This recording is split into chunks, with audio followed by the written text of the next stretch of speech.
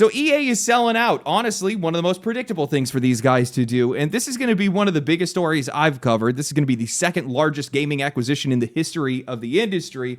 And there's going to be some impacts that are felt industry-wide. All of it I plan on covering today. This is going to be a huge sign of what's to come for AAA, because while these guys have done their best to hide the scars, they have been bleeding a lot. And while we've seen profits soar and share prices go right with them, well, these guys all know that they're living on borrowed time, because you can only squeeze your talent, your IP, your franchises, your studios, your players, and their wallets and throw them away at a moment's notice for only so long before it catches up with you. So EA has gone private under the ownership of Saudi Arabia's Public Investment Fund, a group of others, and this has people asking a lot of questions, mostly pertaining to what's going to happen to EA. Are we going to see them have layoffs? Are we going to see them sell off their IP? Are they going to gut their studios? What's going to happen? Are we going to see less or more microtransactions? Are we going to see them change the messaging in their games? Yes, to all of it, kind of. There's a lot of polarized opinions around this entire topic, mostly pertaining to the politics around this kind of thing. And not a lot of people are putting their bias aside and asking the questions about what's actually going to happen to the games and, more importantly, to the players. So today what I want to do is I want to talk about the one thing that matters most, how this impacts you.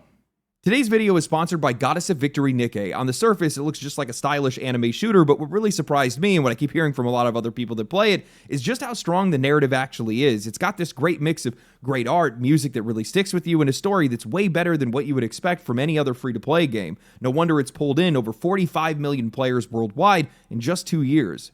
And right now, Nikke is a brand new crossover event with Resident Evil. You can recruit Ada Wong, Jill Valentine, and Claire Redfield. There's a new skin for D called Killer Wife Gotcha, and an original storyline that takes place in a mysterious mansion tied to the Torch of Salvation cult. It feels like classic Resident Evil, but through Nikke's world and characters. The game is free to play on PC and mobile, and if you're new, this Resident Evil event is the perfect time to jump in. And if you haven't played for a while, it's a great reason to come back. Download Nikke today using the link in the description or in the pinned comment. Thank you to Goddess of Victory Nikke for sponsoring today's video.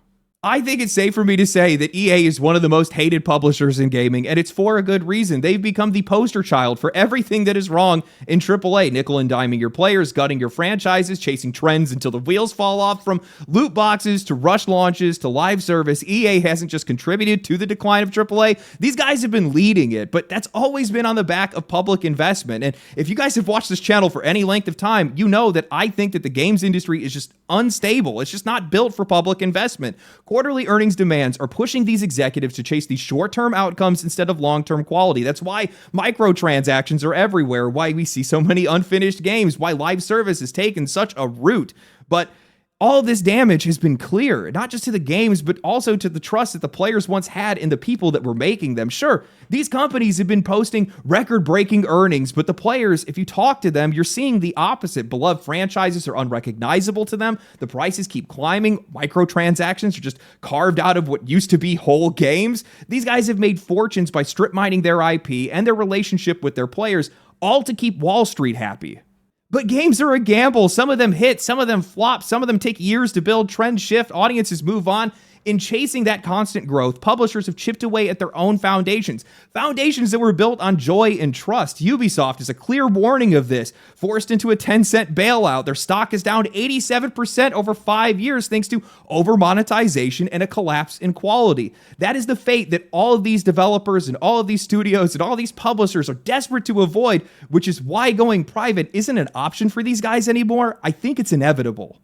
Which brings us to the buyout of Electronic Arts, as reported by IGN in an article titled EA Goes Private in $55 billion Deal with PIF, Silver Lake, and Affinity Partners, Andrew Wilson to remain as CEO. Wesley Yinpool writes, EA has confirmed it has agreed to be acquired by an investment group composed of PIF, Silver Lake, and Affinity Partners in a transaction valued at approximately $55 billion. It is the largest all-cash sponsor take-private investment in history. EA will continue to be led by Wilson and remain headquartered in Redwood City, California. The transaction is expected to close Q1 fiscal year 2027, subject to regulatory and stockholder approvals. The transaction will be funded by a combination of cash from each of PIF, Silver Lake, and Affinity Partners, the later of which is an American investment firm based in Miami, Florida, and formed in 2021 by Jared Kushner, Donald Trump's son-in-law. Why is that relevant? Combined, the deal is an equity investment of approximately $36 billion and $20 billion in debt financing, fully and solely committed by JP Morgan Chase Bank North America, $18 billion of which is expected to be funded at close. Each of PIF, Silver Lake, and Affinity Partners plan to fund the equity component of the financing entirely from capital under their respective control, the company said. That is a lot of money. This is a massive move. One of the most recognized American publishers in the industry, a pillar of AAA, is taking itself off of the public market and putting itself into the hands of private investors. And at the table, we have Saudi Arabia's public investment fund, Silver Lake, and Affinity Partners. A lot of people have a lot of money riding on this. The PIF's involvement has really been dominating the headlines, which is pretty obvious. These guys have been aggressively buying into sports, entertainment, technology, and video games, but they aren't doing this alone. This is a three-way bet with billions on the line, and everyone involved has the same bottom line: profit. And I have been so frustrated with the media's framing and their reaction to all of this, because the focus has entirely been on who is buying it, not why they're buying it. Kotaku even ran a piece titled, "The Internet Reacts to EA's $55 billion sale of some of the worst people around." Strip away the politics, the religion, and the culture war framing. The motive here is money. That's the directive here. Money, not ideology. It's just a bonus that it could help improve Saudi's public image. Hell, Mohammed bin Salman, the crown prince of Saudi Arabia, has openly admitted that if sports watching raises their GDP by 1%, he'll keep doing it. These guys do not care what you think. I do have to say, I do think it's funny that the Saudi prince changed his Steam profile to say that I bought EA, thanks Reddit, but this is all a part of PIF's Vision 2030 plan, a direct response to oil revenue losing dominance by 2030. It's a diversification strategy meant to buy influence and stability in one of the most volatile regions in the world. And if you look at their investments into SNK, the soccer club that they bought, Live Golf, it's obvious that their goal isn't to rewrite culture, it's to buy relevance and clean up their horrific public image while also securing long-term profit. But here's the key that I think a lot of people are losing sight of. Whatever PIF's motives are for EA and for the players, this deal still just comes down to money. EA is still one of the most hated publishers in gaming, and now their future hangs on a knife's edge. Going private could finally force them to get leaner, more focused, and rebuild some of the trust that they've burned for decades, or it could drag them further down into the gutter, making them have more aggressive microtransactions, higher prices, tighter controls, less freedom. That's the fork in the road. It's not politics, not ideology. It's whether EA keeps bleeding players, or they finally learn the smarter long-term play is just to deliver games that people actually want to buy. I see this entire deal as boom or bust for EA, and there is no middle ground. We either see more of the EA that we already know, or we're going to see an EA that gets better with time, because this isn't just an acquisition, it's a leveraged buyout. At minimum, $20 billion in debt is going to be strapped to the company. For a publisher that has historically operated with minimal debt, that is a massive shift for the company, and this is actually what is driving me insane right now, because everybody keeps talking like EA somehow has to make all that money back overnight. That is not how this works. That's not how any of these deals work. You do not erase $20 billion in 5 years. At a conservative pace, this debt could take 3 decades to pay off. And let's be clear, EA nets just under and sometimes over $1 billion every year. That's net profit. That's after developer salaries, after expenses, after everything. So yes, investors are going to want to see more of that, but the company is already profitable. What's working right now is likely not to change, which means the only real path forward for these guys out of that debt is consistency, long-term growth, expanding beyond their current money makers, not scrambling for some desperate cash grab. Now, I will say, if you're expecting layoffs, you are absolutely right, my friend, because, I mean, while EA is netting $1 billion in profit, that's off of the back of $7 billion in revenue, and that is a massive discrepancy. And as painful as it is for some of the people that are inside of the company, this is also going to be the best move from a business perspective. The games industry is bloated as is. Fidelity has overtaken gameplay. Headcounts have exploded while design is stagnated to be able to support that. EA employs nearly 15,000 people across all of its studios, and the sheer scale of that has been holding these guys back both in quality and financially. And I want to remind you that some of the best games of the past few years, the ones that have actually landed with players, came from smaller, leaner teams working with more manageable budgets. Fewer cooks in the kitchen make for a far clearer creative vision. We talked about this just recently in a past video, which makes it all the more relevant now, but the truth is this hardware and Fidelity arms race that we're in right now was never about the players. It's always been about the stock market. These visual benchmarks are the only thing that these investors understand, so budgets grew, headcounts exploded, spectacle took priority over design. That's how we got here, but EA doesn't have to impress investors anymore. They just need to make money sustainably, and the best way to do that isn't by chasing graphics or employing 15,000 people. It's about making better, higher quality games. Not the prettiest, not the most cinematic, but games where the people that are actually making them are the ones taking the wheel. And speaking of more control, going private means that EA is also not going to be under the same standards, same regulations, or having to meet some of the same criteria like ESG criteria and stuff like that. And before you guys grab your keyboard, just listen to me for a second. Right now, BlackRock and Vanguard hold about 22% of EA shares, and both of those guys enforce ESG standards. That is why we've gotten this corporate branded, HR approved version of inclusivity. It's not born from creativity, it's coming from shareholder mandates, and players can feel the difference. We know when it's authentic, and we know when it's corporate. Private ownership removes that pressure, which means that characters can exist because the story calls for them, not because an investor does. That is the difference between a Dragon Age the Veilguard and a Baldur's Gate 3. I really hope people understand this. Now, I will admit this one's going to be a bit of a Hail Mary, but I think the biggest potential upside here isn't even cultural, it's just foundational. EA will no longer be a public company, which means their focus should be shifting away from quarterly profits and towards the long-term health of their franchises, their IP, and their players. Private investors typically aren't looking for a quick revenue bump. They want steady, reliable income and bets that are going to pay off over decades. And with the PIF's capital behind them, well, the ceiling for those bets just got a hell of a lot higher. And we've already actually seen this in gaming already. Their 2022 investment into SNK fueled a 20% bump in revenue, and then on top of that, the studio's still doing well right now, and they've also come forward and said that that money came with no strings attached. They've had no impact at all on their creativity, and that precedent matters. It means that there's a real chance of EA actually improving. It also means that we could see them dusting off some of their dormant IP, Command & Conquer, Army of Two, Mercenaries, Titanfall, and maybe taking some bigger swings on single-player projects and rebuilding some of the trust that they have in their multiplayer ones. But of course, that is the best case scenario, and in this industry, as we all know, best case rarely pans out. I see people so up in arms over this. Oh, this is going to ruin EA. How do you ruin what's already the worst? I haven't bought any of their games in years. I will buy Battlefield 6, but Dragon Age the Veilguard was a code that was given to me. God, these guys really need to stop doing that. But I've seen people talk about how this is going to change all of their games. They're going to change The Sims because no, The Sims makes them $400 million a year. These guys are going to cut what's not working, and then they're going to pump what is. That's what they're going to do. It's as simple as that. And the whole debt conversation is just hilarious to me. It's like people have no idea how corporate debt works. It largely doesn't even exist, especially in the US economy. These guys have so many tax breaks and deductibles, they could shield it. They make $7 billion in revenue, $1 billion after all of their expenses. All they got to do is chop some necessary costs that they have in the background, probably do a little bit of layoffs. They can pay it, refinance it, flip it, cut into pieces, hide it wherever they want, turn it into a pizza, throw it in the oven. Who knows, man? It is not a life or death scenario for these guys. It's not going to reshape their games. I'm going to tell you that.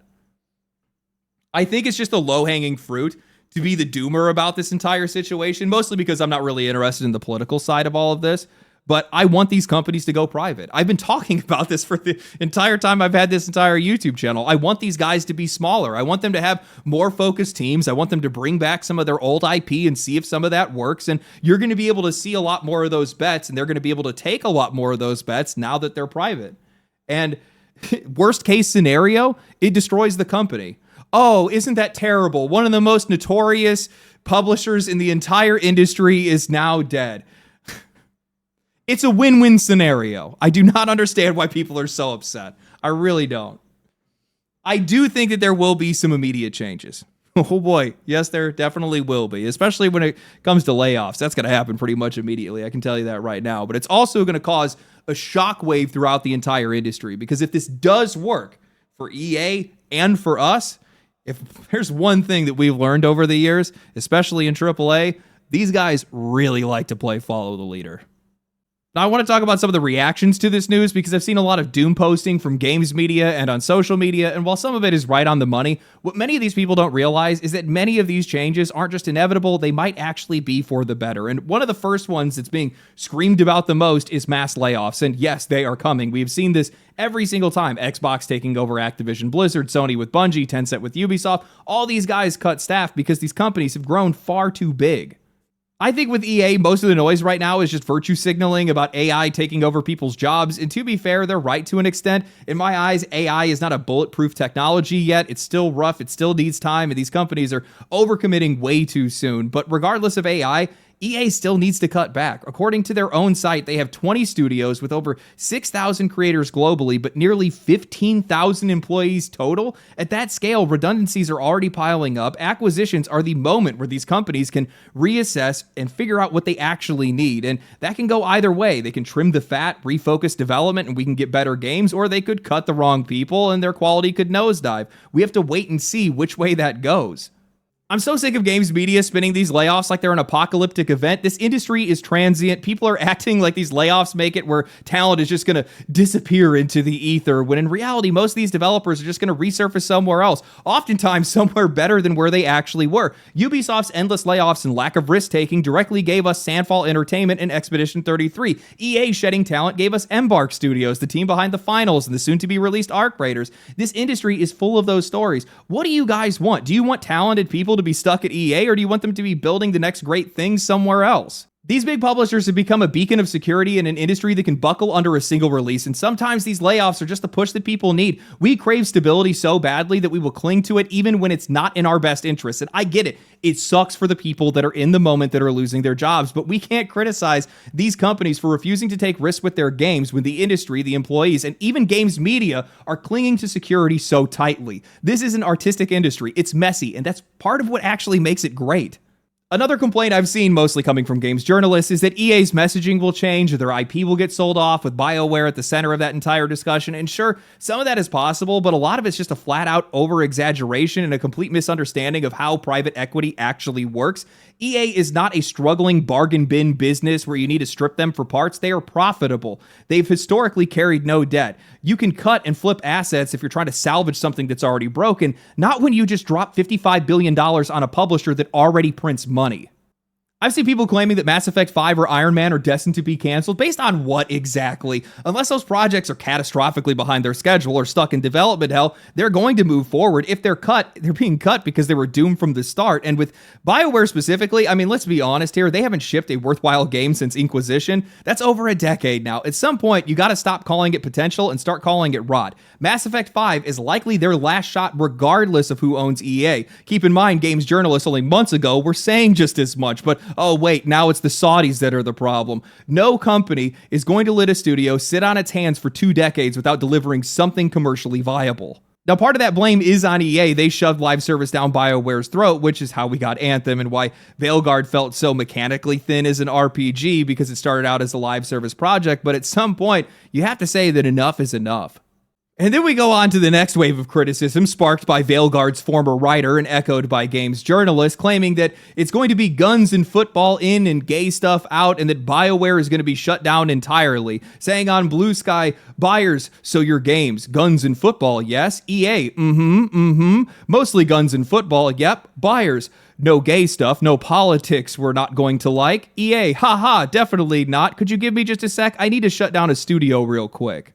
I'm sorry, but what are you talking about? Your writing in your game is why that studio is on life support right now. That's also why you're no longer working at that studio. Now you're acting like you got a scapegoat if the studio tanks, acting like EA or the new ownership are going to be the problem when you're the one that made the game that failed to interest anyone to buy it at all. Veilguard missed sales targets by half, 1.5 million copies for one of the most recognized RPG franchises in the world from one of the most recognized RPG studios in the world. That is not politics. That's not on investors. That's on the game, but you don't want to take responsibility for that. This is not a debate whether gender politics belong in these games or inclusivity should exist. It's whether those choices translated into sales. Players vote with their wallets, and the truth is, there's plenty of other games that are out there that handled those same themes far better and sold way better because of it.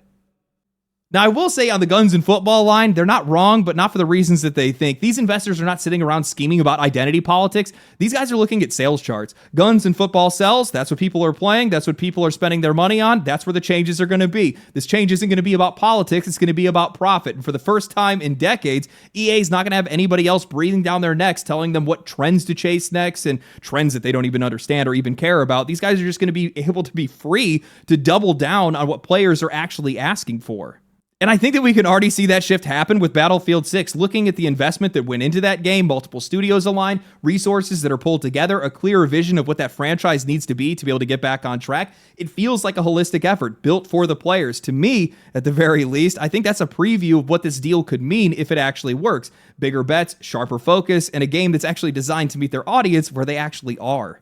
And now this is actually where I think this deal gets even bigger than EA, because if it actually works, you can expect nearly every other major publisher to start looking for the exact same exit ramp. Ubisoft, Square Enix, all of them are struggling with the same problems right now. Bloated teams, these massive budgets, chasing short-term investor hype instead of long-term stability. If EA can prove that going private is the safer, more profitable route, then privatization is just going to become the new playbook.